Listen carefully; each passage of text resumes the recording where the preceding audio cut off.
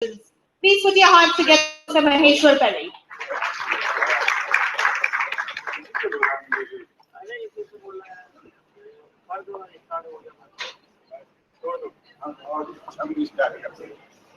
For all those who were interested in the entrepreneurship session, that session has now been converted into a webinar.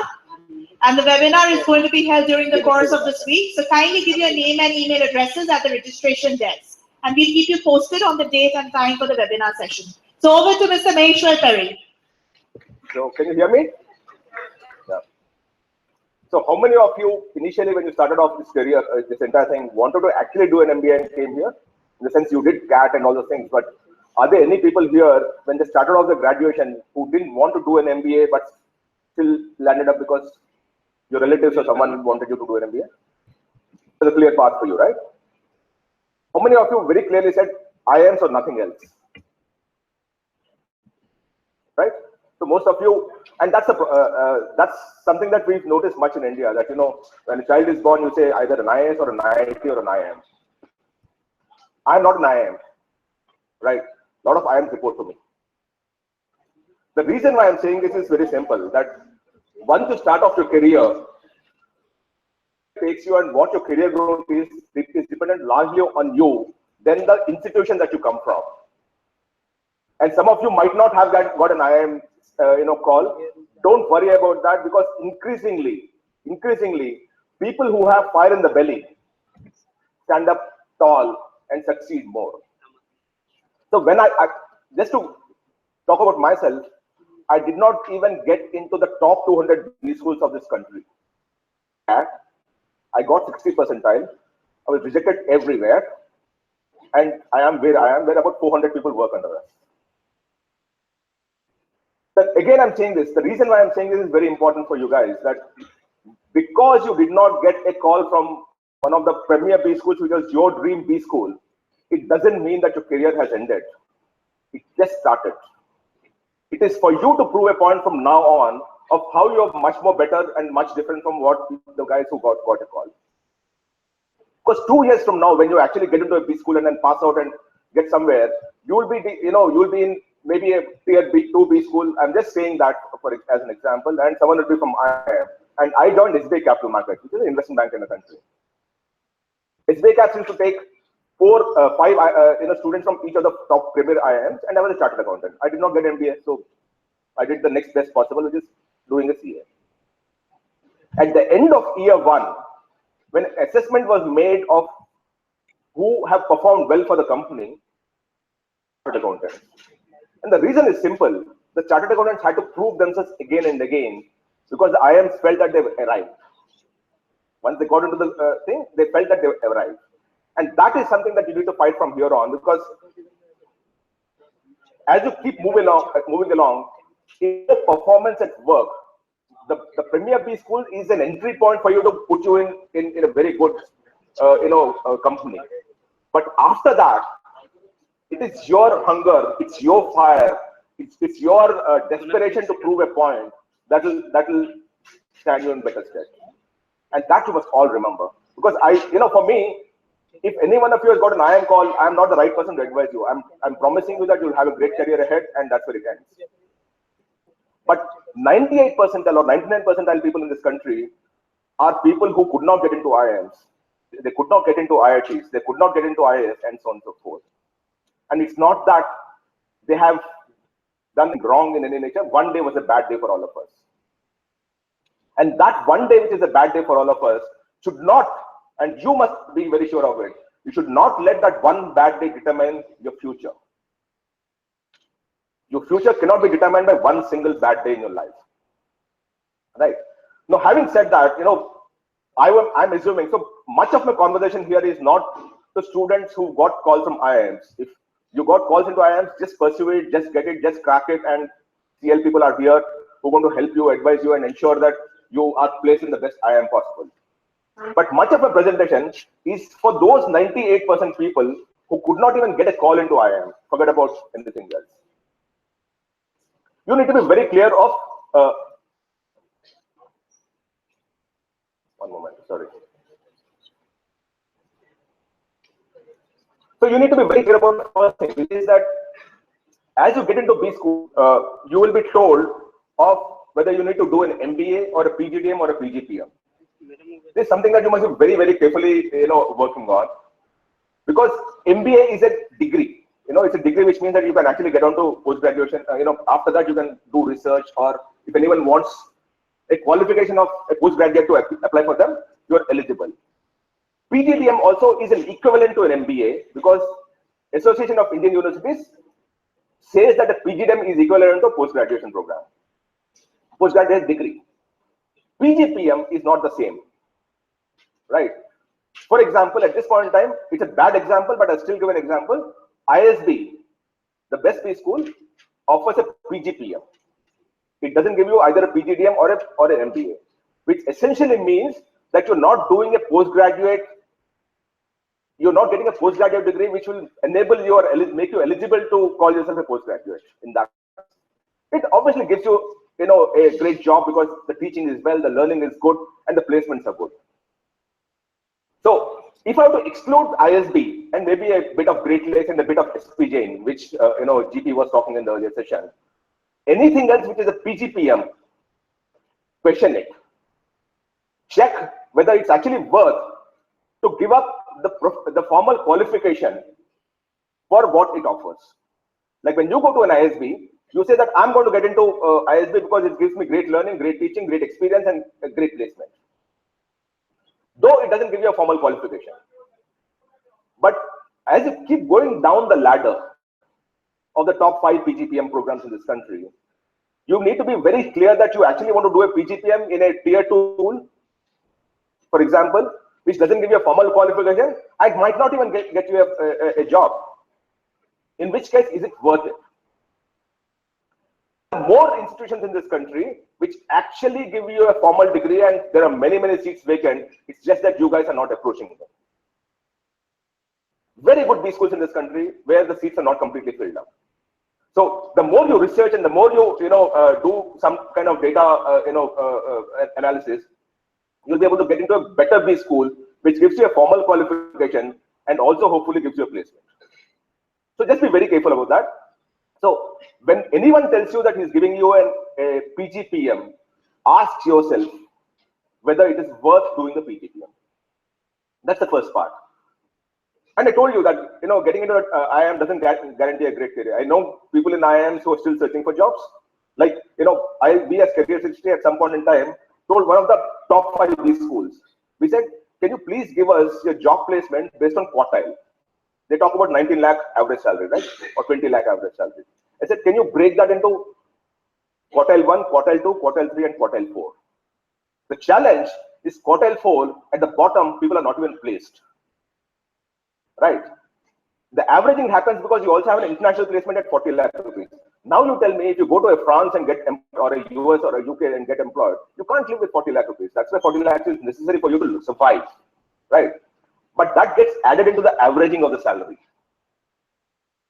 And then when you come down to the bottom quartile, you actually have people who are being placed at 5 lakh, 6 lakh rupees or not even placed. You come back to the first thing, that getting into an IIM doesn't guarantee you a great career. Right? So just remember one thing, that you need to do a deep dive on the data itself to understand what's the best career option for you. And if you got an average CAT score and you're not getting into the top 100, top 150 B schools, something that was in your consideration set, like when you start your career, you always say that, okay, IIMs and these 10 B schools. I would urge you to, again, dive deeper and understand what are the other good B schools. Your original consideration set need not be the exhaustive set that is there.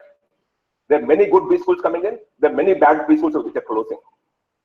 So go back to a career launcher product or a career 360 product. We have a lot of data that is at the back end.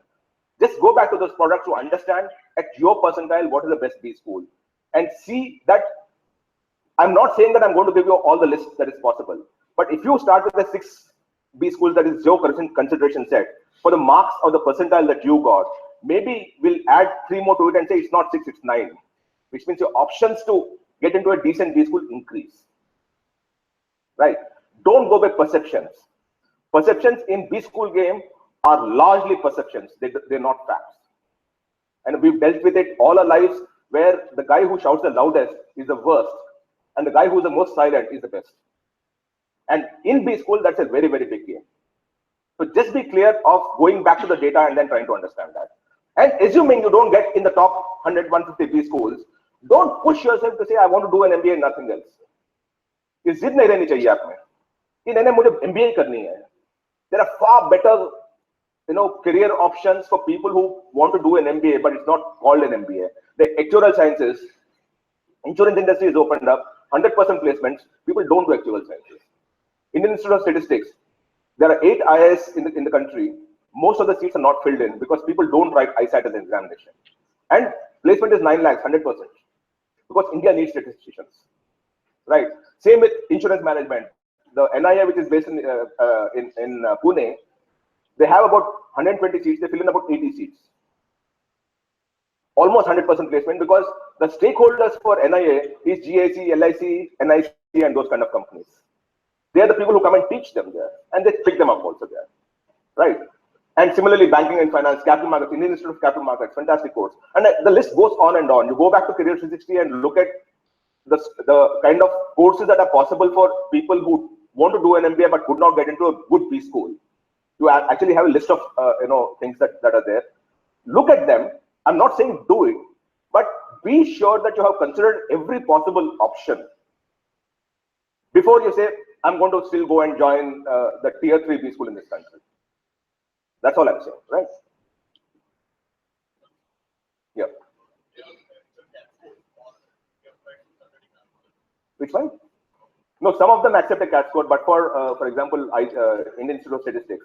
So you go to NIA, it is CAT score. You go to many of these things will accept a CAT or a MAT score. Actual science is a separate examination altogether, so it doesn't need an examination. Capital markets will accept a CAT score. Yeah. So again, some of my information might be slightly wonky. So I'll urge you to go back and see the thing because my researchers will be doing the story as much as since they know it far better than me.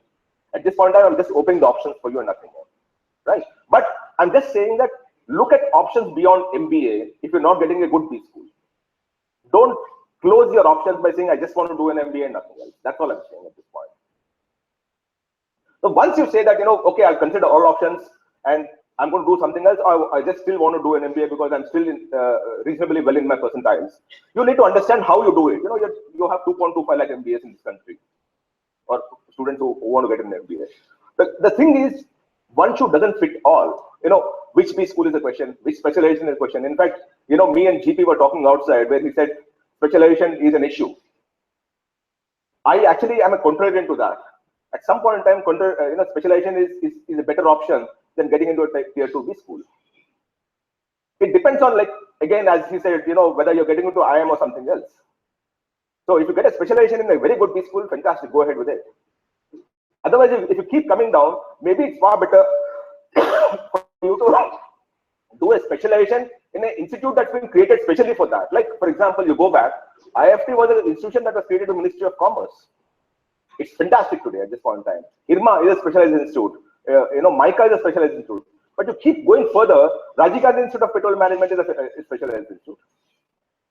The telecom management course in Dehradun is a specialized institute. So there are some specialized institutes that are created. SIOM, specialized institute. So again, Career 360 came out with a booklet, which talks about 28 sectoral MBAs. There are 150 sectoral MBAs, by the way.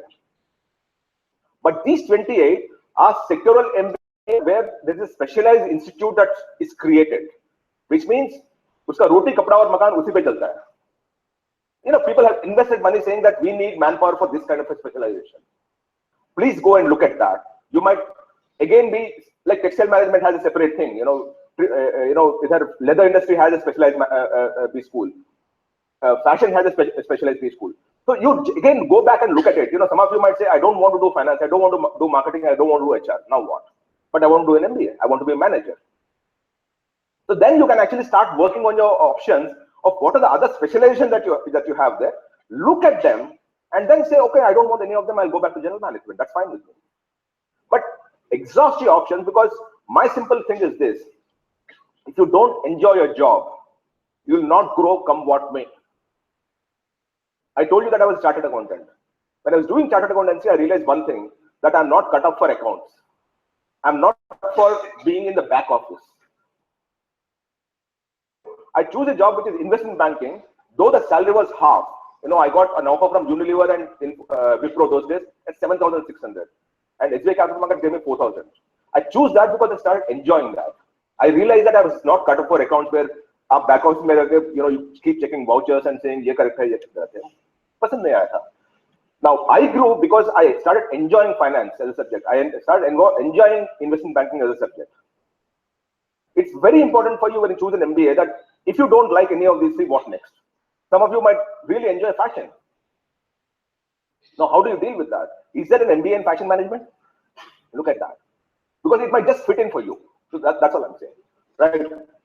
And then and the other thing is, I'll start talking about data. You want to work, you say that ultimately I want to work for these kind of companies.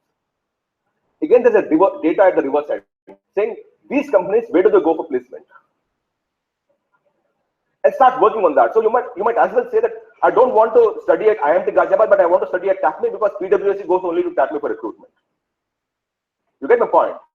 So there's another exercise that you must do, saying that, okay, if I want to be an investment banker, where do investment bankers go for placement? List out the thing, and you will actually have a list of those things. Again, Career 360 has a booklet of where the companies go and how they do it. So that also is, at the end of it, share it, just mail me and I'll have someone contact you.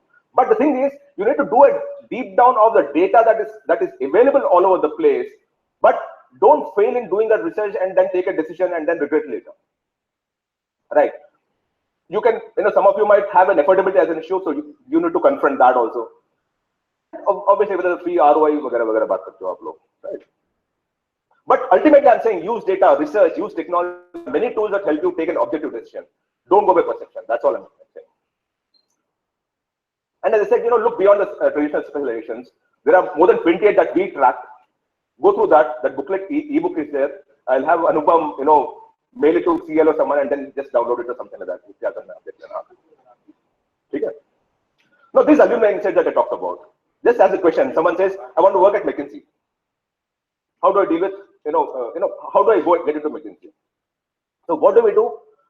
We mine a lot of data. We mined a lot of data of thousands of alumni. So what do? We actually downloaded all the data of LinkedIn. Right? And we said, okay, and we downloaded thousands and thousands of databases. And then tracked it back to the company where they're working and which was the first job that they have. And then came up with a listing, right? So for example, if you take the bottom-up approach, this is, which institute is this, Anupam? This is FMS. If you look at FMS, more than 50% students are going into sales. And then you actually have finance, about operations is 9%, marketing is 9%, consulting is 10%, sales is 12.85%, finance is 10%, and others is 48%. I don't know what others is, but mix of less than 12%, right? Right. So this is the first graph, which essentially tells you that as an institute, where are the students going? Now, I'll give you a small example. If you take a tier 2B school in Lucknow, and you actually have people who are more than 50% into sales only from that B school, and they're working around Lucknow, it means that they're selling credit cards because it's local. Now, you take the same thing to a national B school like a Great Lakes, where 50% students are working in sales, but they're placed in Riyadh and Delhi and Bombay and UK and Australia. That's the national character of the B school. Right? So you need to look at the graph to understand that if I want to work in finance, how many of these students are actually getting into finance as a position? Right? Then the second one, the same one, FMS. Within finance, where are they employed? The first is Accenture. You look at the graph there, you will understand that. Accenture is 9% students are placed in Accenture. Then you actually have Stanchart with 7, 8, 9%, HSBC at 6.7%, IBM at 5%, Citi at 6.60%, and so on and so forth. If you go down, you'll actually have a list of all the 100 companies which went to placement in that year. So you need to do a reverse thing, and this alumni set is there on a side. You can just access that. It's all there, right? So this is something that you must look at. All I'm saying is that the way you have a dream B school, you'd also have a dream company that you want to work for. List out those 10 companies and say, okay, where do these companies go for placement? And then it will work for you. And then we come back to the informed and the misinformed set. You have the informed set, and all of you, I'm assuming, would be the informed set of people. You should have a specific set of colleges in target. Then advanced needs like profile evaluation must be done. So there are multiple products that you have which will work on that. Compare between the B schools that you have. So you actually come up with a set of 8 B schools that you want to join and compare, saying what's the faculty size, what's the student to faculty ratio, what's the placement ratio, how many students are placed, what's the average salary. Compare. The way you have a car dekho or whatever, you compare when you want to buy a car, you can actually do that here. So there is a tool called Compare Colleges. You just do that. Put up all your 7 colleges and say compare it. The data will throw up by itself. But if you're misinformed, then you're not sure where to start. You have very basic requirements of saying, "Mujhe MBA karna hai. I don't know what to do, but I want to do an MBA." Then you're dealing with that kind of an audience. The student decision support system is very clear, at least at Career 360, in terms of the tools that we created. And I always want you to look at the informed aspirant than the misinformed. So misinformed guy, he says, I want to do MBA, I want to do it in Rajasthan, and I can pay 3 lakhs as fees. Tell me what are the colleges, and these are percentile. It's a simple thing. The informed guy goes much deeper. So, and then the tool called Find Your Best Fit throws in colleges as it comes. But when you go through the informed aspirant thing, you go to a tool called Pathfinder. And I must tell you that even CL has something like that, a good tool that they have. So Pathfinder is a tool that helps you understand whether you'll get a GDPI call and what are the colleges that you must apply for based on that. All right. So you find out your profile fitment against the target set of institutes, then come down to college compare, go to the college reviews. This is very important. In Career 360, we have more than 50,000 reviews of all the B schools. Look at the good ones and look at the bad reviews also. But look at them very, very objectively. Don't be swayed by perception, just look at them objectively. Like find your best fit. The problem is, out of the listing of 100 of B schools, how do I narrow down my list as per the various preferences I have in mind? The solution is our analysis over the years suggests that course offered, exam difficulty, location, ownership of the institute are some of the most common decision influencers for you people. The tool helps you to narrow down your list on basis of these factors, which is those 4 factors that we talk about, and then presents a solution. This is a solution for you. You put the interest, you understand the degree and those kind of things, and it gives you a list of colleges that suit your thing. This Pathfinder, how much percentile score do I need to get into a particular B school interview?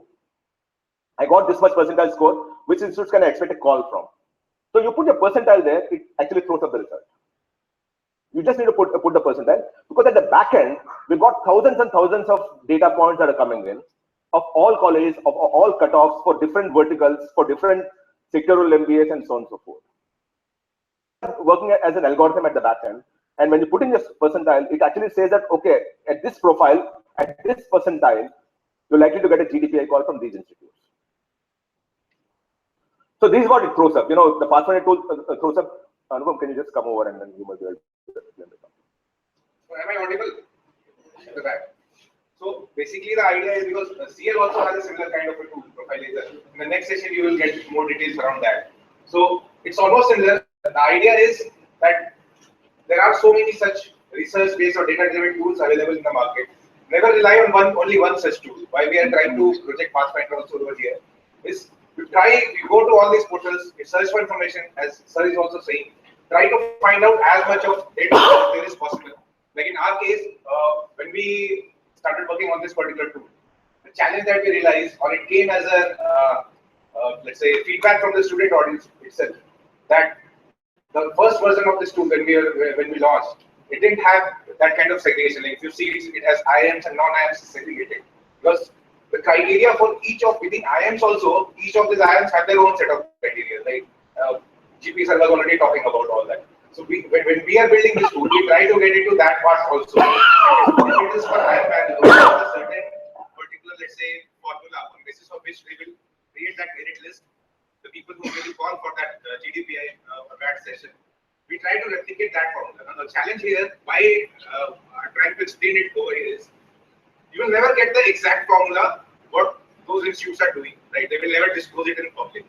But we have people who got that call, right? We have their profile. We reverse engineer. So we try to figure it out. It's all, no such tool, no such data-driven or statistics-driven tool will give you 100% accuracy. The stock market itself, it goes on prediction, right? So the idea is when you use this kind of recommendation-based tools, try it on different platforms. Then try to make it out for yourself that, okay, if this is my particular profile, what are the options I have in mind?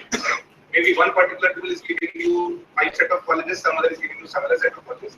You need to figure it out. Try to compare which is coming out as a common possible solution. Essentially, what we've done is we've taken a data of all the students who got into each of these B schools. What is their profile? Right? And then reverse engineer a product along that by creating an algorithm. So there you actually have weights being apportioned because we know the class of say 2016. And within the class, we know how many are BTechs and BAs and girls and boys and whatever. And through that, we reverse engineer a product through an algorithm, and that tool, that data is shown here. So when you put in all the entire profile, you fill in your entire profile, it normally accurately tells you that these colleges you will get a call from, and these colleges don't get a call. It's 90% accurate in that sense. And both for CL, and because we actually have a set of data of students who've gone there. And this is normalized for 5 years. So that the chances of error come down dramatically. So this college compare, where you actually have a set of 8 to 10 colleges, and you start comparing which is better and which is not as good. And we collect. So here, what we do is we collect and maintain the institutional data for about 13,000 colleges, of which about 1,600 are B schools in all in the country. Across verticals like batch profile, faculty-student ratio, offered courses, fee structure, available facilities, and so on and so forth. Like most of the people on our platform, I must tell you, come and say that we want a college which is a whatever MBA or a PGDM college with so and so percentile and all those things, and they prefer co-ed also. So that's how it works, because people want to understand what works and what doesn't work. So it's just there. And this is what the college comparison does for you. It compares, for example, Narsi Monji versus IMT there. In terms of the geographical diversity, कितने बच्चे north के हैं, कितने बच्चे south के हैं, कितने बच्चे चेन्नई के हैं, कितने बच्चे दिल्ली के हैं, because you would want to feel comfortable about those kind of data, right? And then again, within that, what's the faculty? Like Narsi Monji has 349 versus 67 there, but the student intake is 1,529 here as compared to 660 on IMT. So the student faculty is 5:1 versus 20:1. So you actually start getting data points back from them, and this it works very well for you because you'll be able to actually in a snapshot put in perspective the college that you want to apply for. So at this point in time, we have 1 lakh plus college comparisons made in the last 6 months alone on the platform. And these are college reviews and rating. So one of the things that we say at Career 360 is that any review which is a genuine review, even if it lambasts the college, we will not remove it. Because it's very important for us to pass on the right information back to you students. If something is wrong in the institute and a genuine student writes about it, we're not going to delete it. We're going to keep it there, come what may. And a lot of people come and threaten us, bully us, saying remove the review, it's done by competitor and all. We trace the student back, we know it's a genuine student, we keep the review there. And those reviews lead to this kind of a rating. Most of them seem TripAdvisor, right? The hotel, the hospitality thing.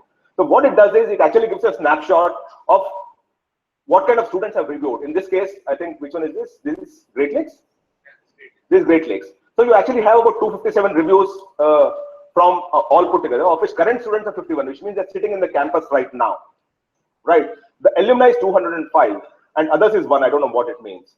And in terms of rating, you actually say excellent is 148, very good, so on and so forth. Within that, you can say, okay, show me only the current students, what do they rate? You can actually filter that down, and you'll say the current students are liking it much more than the alumni, maybe, which means that the quality of the institute has grown. Or if the current students are not liking it as much as the alumni, which means the quality is on the wane. So those deductions that you must make by yourself, right? And then you actually have the rating. So that's a total rating of 4.4. Within that, you actually have average rating, of college infrastructure 4.6, campus placement 4.2, and so on and so forth. So if something is bad, it will stand out. If something is less than 4, it might stand out for you. So that's how we do it.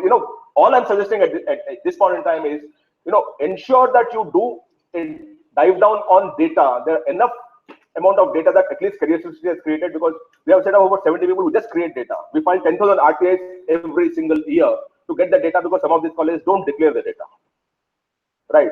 And then we make write reviews on them and so on and so forth. So data is available. Please dive down, see the data, and take an objective decision. Of course, you go by your perception and all those things, but look at the options before discarding them. Look at the options based on data before discarding them, and that will stand you in good stead. Thank you, and I'll take 2 questions, and that's where it is. My time is ending. Yeah.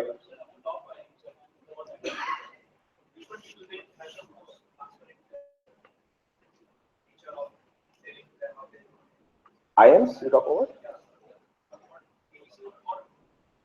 So my personal favorite is IM Bangalore. But again, see, all IIMs have ganged up together to say we do deny you the data. You must remember that. Like recently, I was at IIM Bangalore, where one of those guys was saying that, we are not placement agencies. Why do you judge us on placements? I said, who first of all talked of placements to the student? You are the guy who gave a press release saying 1 crore placement and 100% placement on day 0. I did not talk about that. You started selling placement to the student when everything was good. Today, when everything is not good and your intake is going up, you don't want us to talk about placements. That is not possible. So at this point in time, if you look at, for example, TAPME, some of these institutes, by the way, audit their placement data and they dump the data back. That's the most relevant thing. So you have an AACSB accreditation. There is some accreditation called AACSB, where it is compulsory for you to audit your data and put it up, which means placement and all are audited by someone before they come to the average salary. There's a formula to it and all. Those are the best guys, but they are very few and far in between in the country. If you want to search for them, you will actually be lost.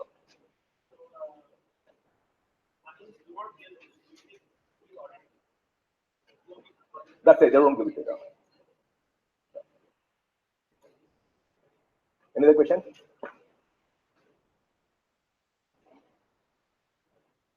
I think I'm done.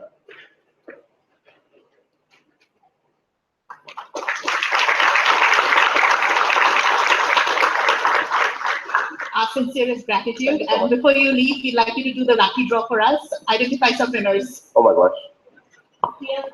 Is my name in that?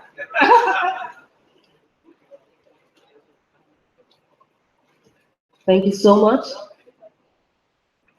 Okay. Sarthak Mattu.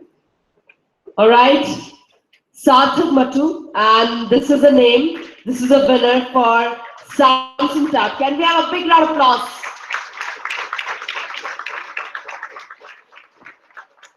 Sarthak. Oh. Good, yeah. Samsung.